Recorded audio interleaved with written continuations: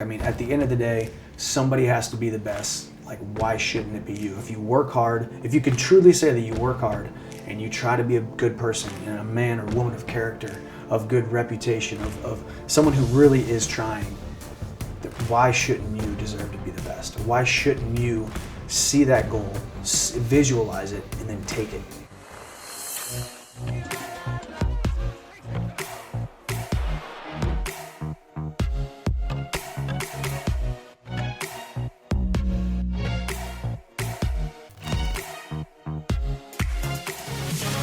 Michael Chandler's in the house. Good to see you, man. How you doing, See brother? you, man. I am wonderful, man. We made this happen last minute. We were just Yeah. DMing each other, and you're in town. Yeah. And we got to leave in 30 minutes. So, Yeah. tell me about you're a fighter, MMA fighter. Mm-hmm. How did you get into that? First off, I wrestled in high school, college, and then actually two guys that are doing very well in MMA. Tyron Woodley was the UFC welterweight champion. Ben Askren, who's undefeated, just retired, but he was a champion in multiple organizations. Both of those guys were like my big brothers who used to beat up on me, and then they started fighting, and I figured I'd give it a chance. I fought my first fight 3 months after I graduated in 2009, and college. In college, and haven't looked back since. Where'd you go to school? Mizzou. Oh, yeah, I wrestled at Mizzou. It's like a legendary wrestling school too, right? Yeah, doing well. I mean, we're always in the top 10 now in these last almost decade. It's like Iowa, Mizzou, right? Ohio State. There's got a guy at Ohio State that's like the world champion. Yeah, Kyle Snyder. Penn State's been. I met that guy. He's Kyle Snyder. So strong, man.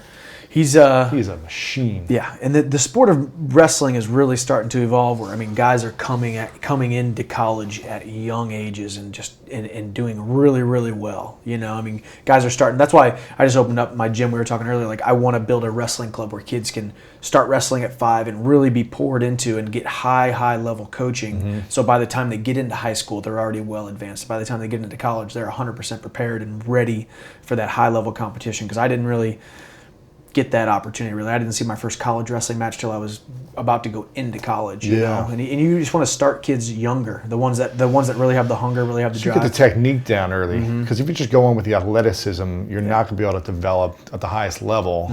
Because I might be stronger than some people, but you could probably pin me, even though I'm 100 pounds more than you or something, right? It's like, because you have the technique and all the angles and everything. Yeah, and that's the thing about wrestling. It's technique, it's leverage, it's positioning. I mean, it doesn't matter if you win the position by a quarter of an inch or a quarter of a mile. You win it, you know? And then each wrestling match it's a series of positions that you have to win, you know? Win the majority of the positions, wrestle out of those positions. You win the match. You win the match, so. And so when did you first realize you wanted to be a professional?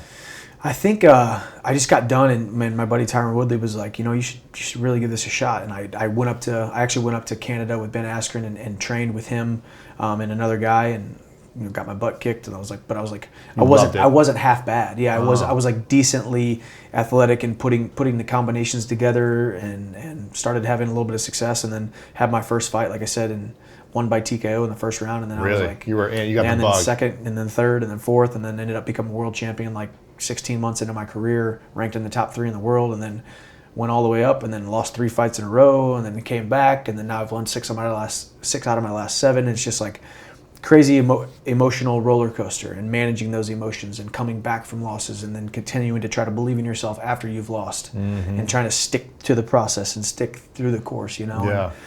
It's been a roller coaster ride, but it's an enjoyable career, making a good life for myself and my family. That's good, man. What was the world championship in? 155 Bellator Lightweight. So a guy. It's like UFC, Bellator. Is those the main 2? Yeah, those are the main 2. Same sport, same rules, different organizations. Same cage. Same cage. I mean, the UFC fights in an octagon-shaped cage. Bellator fights in a boxing ring, circular-shaped cage. Okay. So they're still cages.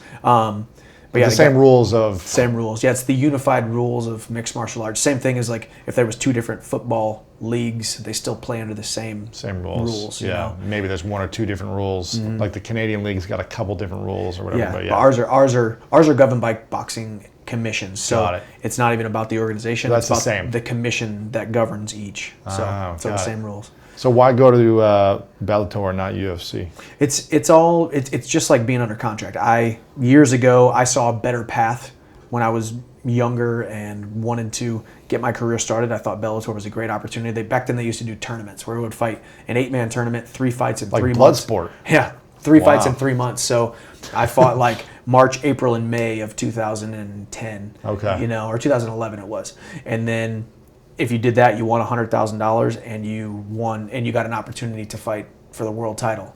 So I won the tournament, got to fight for the world title. So I won the world title. Yeah. So I saw that path, and I said that's an easier path or a better path to get great exposure and fight a really top ranked guy in the world. Than just hoping that the league will say we're going to match you with a world title fight. Yeah, which is takes UFC. years. Yeah, which takes years. And you've got to have the right hype. Strike Force was a different organization back then. And you get thrown into the mix, and it's like you got to build and build and build and build. Whereas this was like 3 fights, 3 months, get the world title shot. You win and you keep going. Yeah. That's it. So you're in control of your destiny, as opposed to hoping someone else likes you. Yeah, pretty much. Yeah, I mean, and even more these days, it's so much of an entertainment sport now. Right. Now it's like the fans speak and the promoters speak of like who's the most entertaining guy, who's got the best trash talk, who looks the coolest or the funniest or the most intriguing, or who's gonna sell pay-per-views, who's gonna get eyeballs and butts and seats, So, but you don't have to worry about that in your league in Bellator, right? You do. I mean, you're still, you want to build your brand. You want to continue to build the brand, man. I mean, you're a master at like you always think about the brand, and you always think about making that big impact. I mean, that's what it's always been for me, which is always the tough part because. UFC is the bigger organization, bigger platform, but Bellator takes really good care of myself, and we have a son now that we just adopted 6 months ago. So now I'm starting to think like a father and not just like an athlete, So I've always thought about building my brand, always thought about building my following, building my platform, because with that platform comes impact, and with the impact, you just move people and you do what you were called to do, what I really feel like I was put on this earth to do, and that's to motivate people through the gifts that I've been given, And what's your gifts? Man, the gifts athletically. I mean, to be able to do what I do as an athlete, as a guy who fights in a cage for a living, and a lot of people watch, But even just to be pumped up, inspired, excited about life. I mean, really waking up every morning realizing that I've been given some really great gifts, and to not to give the best of myself every single day is to sacrifice those gifts, And I think people that resonates with people. I think people in my sport, it's embarrassing. I mean, I've been knocked out in front of a million people, on TV. Like, it's embarrassing, and people see you down in the dumps, and they see you pick yourself back up and dust yourself off and come back from ranked 100 in the world back to like the top 10 again, And it's those kind of triumphant kind of comebacks that really get people motivated and move people, And someday I'm to the point now where I'm 32, just turned 32. I know I got many years left of fighting, not many, but probably 5 years of fighting left. And there's going to come a time where I'm going to be in the back in some arena somewhere. I'm going to take my gloves off for the last time. I'm going to be in some arena, showering off, and I got to look at myself in the mirror when I'm about ready to go to my last press conference and say, Michael, did you give everything that you possibly could with the gifts that you were given? And I just hope when that time comes that I can answer truthfully and without regret. So it's like every single day is, what can I do today to get a little bit better? What can I do today, not just physically, but mentally? What can I do? And this podcast right here that we're talking about, your books, like to be able to just, in 2018, there's so much more available at our fingertips than there was a generation before us, to be able to stay built up, build ourselves up, and just listen to stories of people, listen to what they bring, your gifts, the next guy's gifts, and then just kind of take it all and just learn through it all and learn all about it and become a better person, better man. Yeah. What's the lesson you learned when you were a world champion and you won that title? Was there something you did differently from 2 years previous or 3 years previous, or was it just applying the same things over and over until that opportunity came? I think it was just applying. I mean, I've always lived my life by the principle that if I work hard and I surround myself with the best people possible, that good things are going to happen. And I've always done that. I was the guy who walked onto the Mizzou wrestling team. I was the worst guy the worst guy on the team. I was the only guy who wasn't really a state champion. Coach didn't talk to me for the first year. Yeah. You just feel like an outcast, and you're like, does he even notice me? Should I just go ahead and pack my bags? But I just kept working and kept working. And then eventually I won the starting spot, started beating all these state champions, and then became a 4-time starter and an All-American. But so it showed me that if I worked hard, great things would happen. And my parents showed me that. My dad was a carpenter, my mom was a secretary and worked at a restaurant. They both worked 2 and 3 jobs to make sure myself and my brothers had every opportunity to do something great.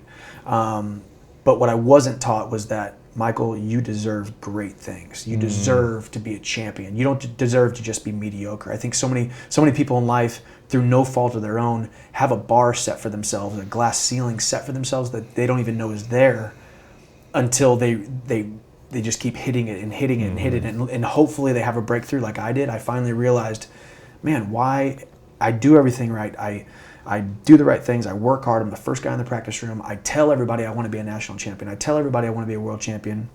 But when it comes down to it, I somehow find a way to lose because I don't truly believe that I was put on this earth to be that big of a winner. You know, because you were taught that, right? Yeah, I think I was just taught. I grew up in a very mediocre setting. Not mediocre, but just limited mindset. Yeah, just limited mindset. Not that outside world, you know, the LAs and the Hollywoods and the New Yorks and the rich get richer and the poor get poorer, and like the money isn't necessarily a great thing, and like, you know, all this like this small limited mindset of that. Now I just have that abundancy mindset where there is no limit to what I am capable of, and it really is through taking extreme ownership of literally every single day seeking out people to admire. Like listening to the words that you speak, listening to the other podcast or the other sermon or the other pastor, the other motivational speaker, and realizing that if I can see that, then I can become some of that. Maybe I won't be the greatest motivational speaker of all time or the greatest athlete of all time, but I can shoot for it and end up somewhere a lot further along than I would have normally been, you know? Right. And I think... Who taught you that you could be anything you want, that you could become a world champion? I mean, I think it was When did you believe it for the first time? I finally did, honestly. Even though I had won the world title, I won it all through just hard work and like stick-to-itiveness and like an indomitable spirit. But it actually took 3 losses in a row. I lost 3 losses in a row and lost 3 fights in a row. 688 days I went without winning a fight. After the world championship? After the world championship, I won 2 more fights. And then I lost 688 days. I lost 3 fights. 2 years almost? 2 years almost. And that's a long time. I mean, you think like, you think about your career, like if you got a game, you lost a game, you're down in the dumps, but then next week, you can redeem yourself. In fighting, it's tough because sometimes 6 months goes by, 8 months goes by, and that's a lot of days. That's 180 days of, hey, remember that time you got knocked out on national television? Maybe I'm not good enough. Yeah. Maybe I'm... Yeah. And I think we focus so much on trying to be perfect when really we just need to be successful, you know? Like, every single practice now became another opportunity to be perfect or be a loser. And each day I kept reminding myself through every punch that got landed or every takedown that I couldn't get or every practice where I wasn't exactly perfect that I was a loser. Hey, Michael, you're not as good as you thought you were. You know, it really keeps continuing to build upon itself until you realize you need to stop being perfect and just try to be successful, and that even if you failed, that failure was an event. It's not who you are. It's not a person, you know? And I think that has really resonated with me. That has really built this, it's not bulletproof, you know, but this armor that we have around us, and that armor has chinks in it. We all have our own insecurities, our own fears, our own limited beliefs, our own limited mindsets, and I have thousands of them, but the more I can just pile positivity on it and more armor, adding more armor and even more, you know, seeing those commercials with the Flex Seal where he like cuts the boat in half. You're like, we are imperfect humans with these fears and these doubts and these cracks in what you see. Even though I look like the most confident, those things still come up, and you just got to throw a little patch on there, and you do that by 1 chapter in a book or 1 video or 1 minute or 5 minutes of visualization and seeing yourself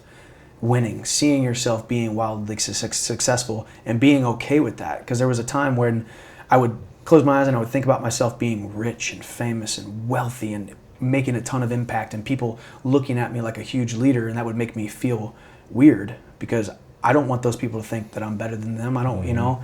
So we have this like cognitive dissonance of I think our true belief in ourselves not lining up with the reality, you know, of what's going on. Yeah. So I would always somehow find a way to dummy myself back down to less than I actually am. Yeah, you know? I hear you.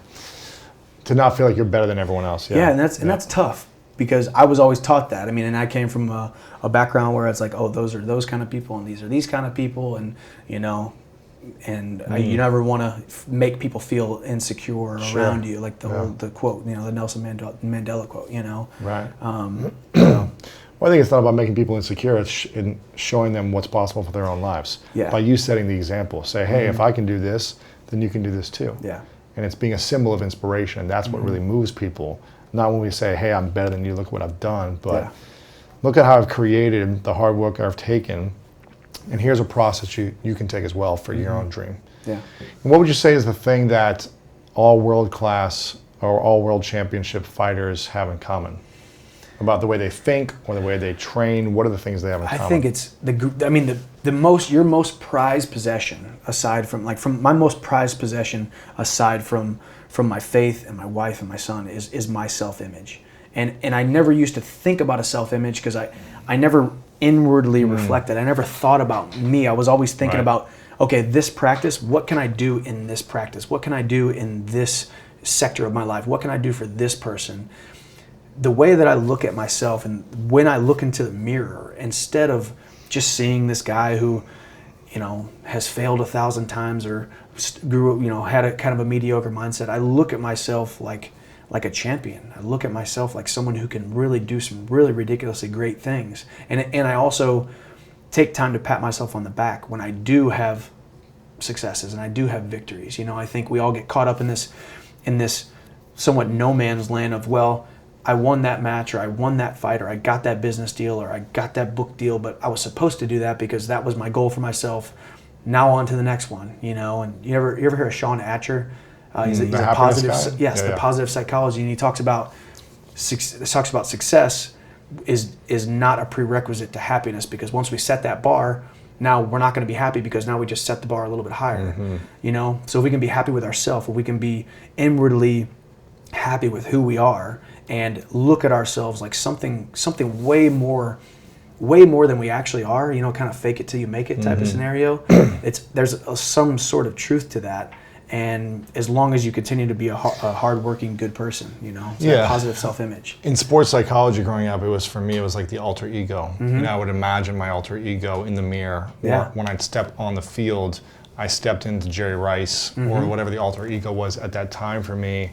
And I just put myself in that embodiment of who I wanted to be. Yeah. Whether it was another person or the greatest version of myself, I just said, this is what I'm going to become. And I'm going to act as if I am that today. I'm going to play like that. I'm going to practice like that. I'm going to compete like that. It sounds like that's similar to what you're doing. It's just like looking at yourself in the mirror, just imagining your greatest self. Yeah, and even just looking at those people like they aren't any better than you. Looking at Jerry Rice, like he literally put his pads on, he put his cleats on the same way you did, instead of just putting it out like this, he's some alien or some rock star, superstar. He's just a normal guy with a heartbeat and a soul and insecurities and fears.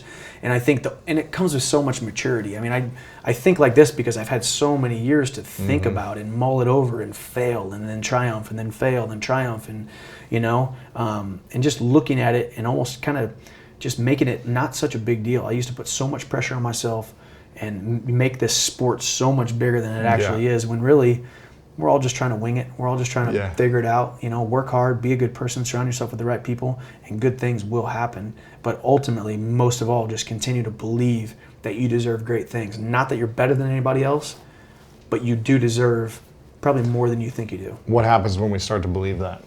Man, things just become easier, I think. Things become easier because you're constantly not putting limits on yourself, and then you start to see little successes, and then you pat yourself on the back for having that success, because now you are having the self-awareness to say A plus B equals C. It's black and white. If I continue to believe in myself, this practice, good things happen. This business deal went through because I had the confidence to see it through.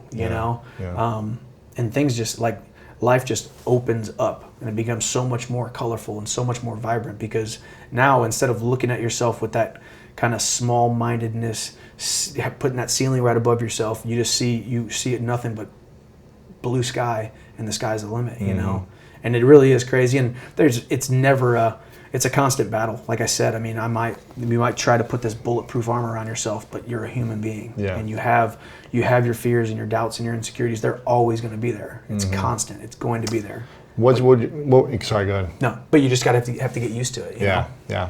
What would you say is your greatest gift in your sport and the thing that you need to work on the most? My greatest gift is I think I really am.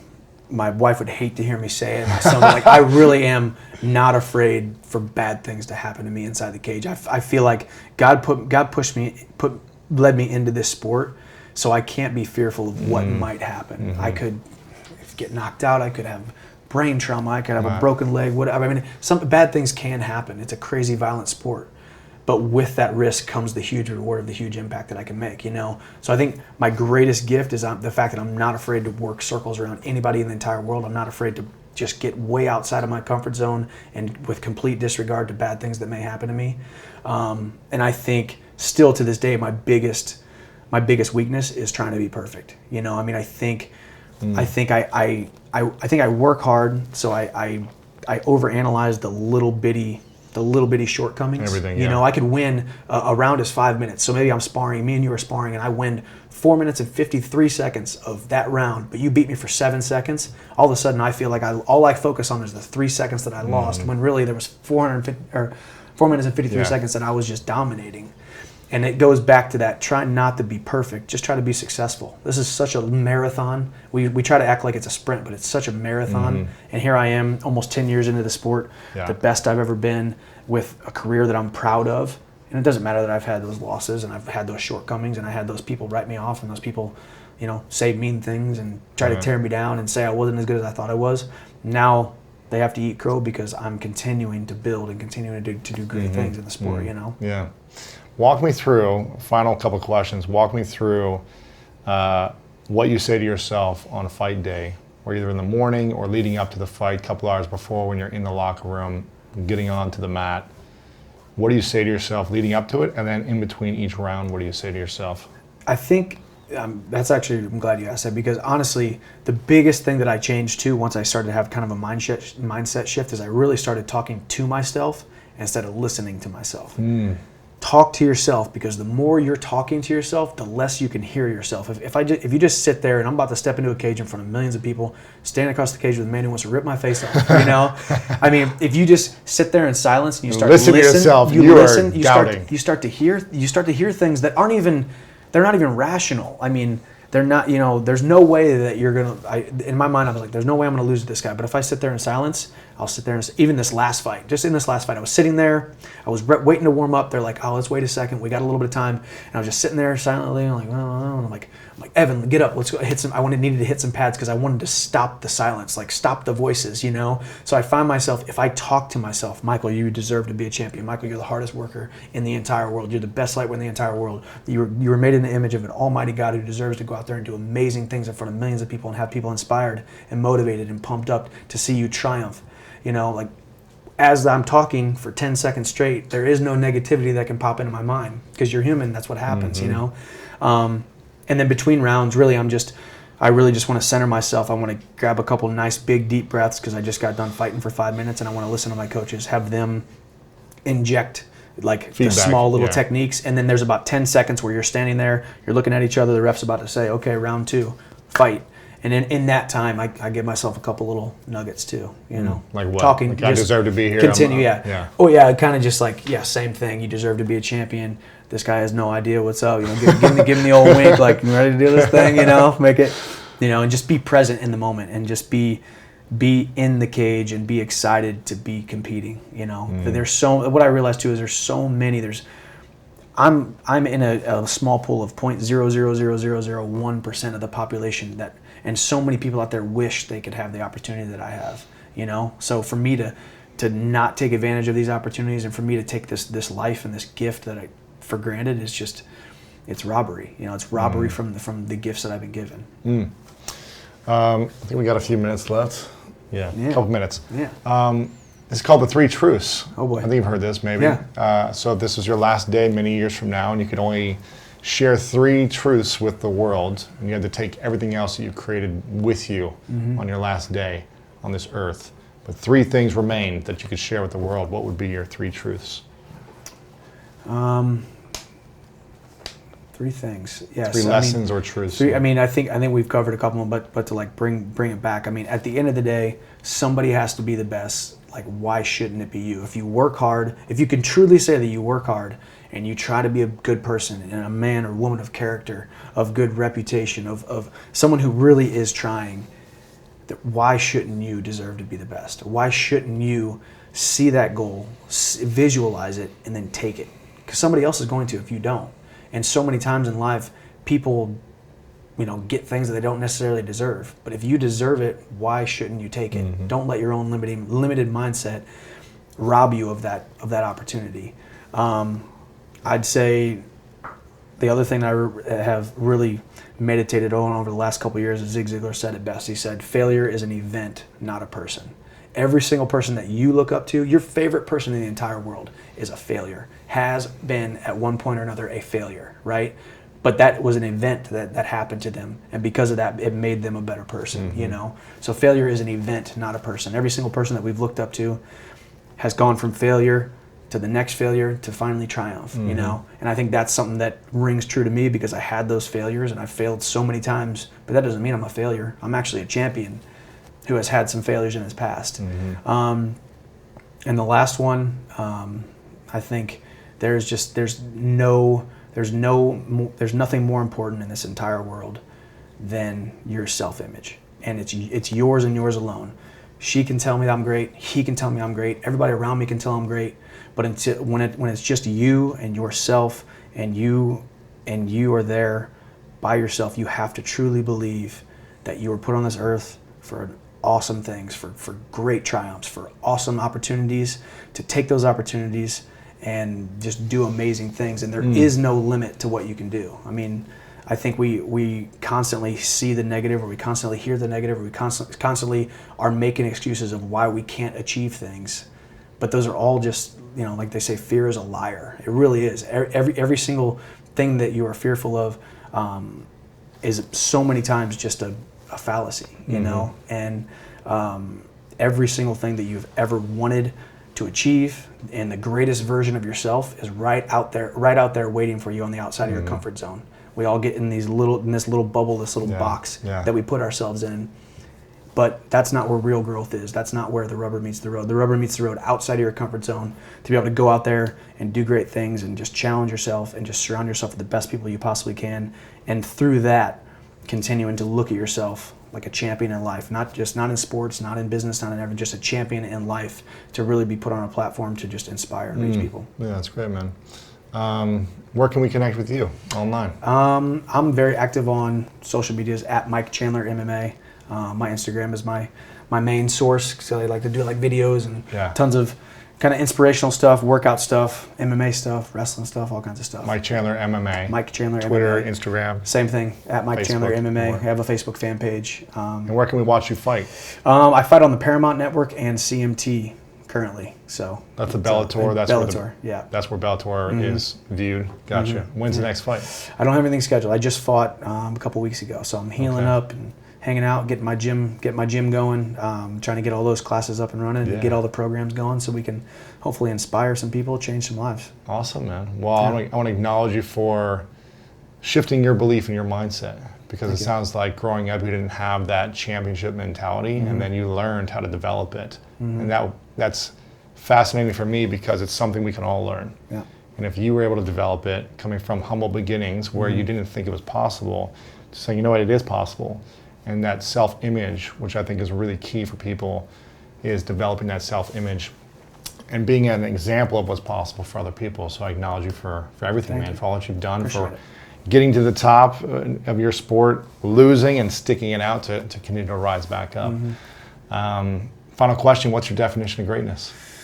Impact. Just impacting people. I mean, I think we can all be great athletically, business, wealth, fame, all that kind of stuff. But how many hearts did you touch? How many people said, because of that man and that circumstance, because of that happening, it made my day better. It made me want to believe in myself more. It made me want to do great things because I saw him, whether he won, whether he lost. I admire that, and I think that's greatness. That's greatness to me. Oh man, thank you, brother. Appreciate it, man.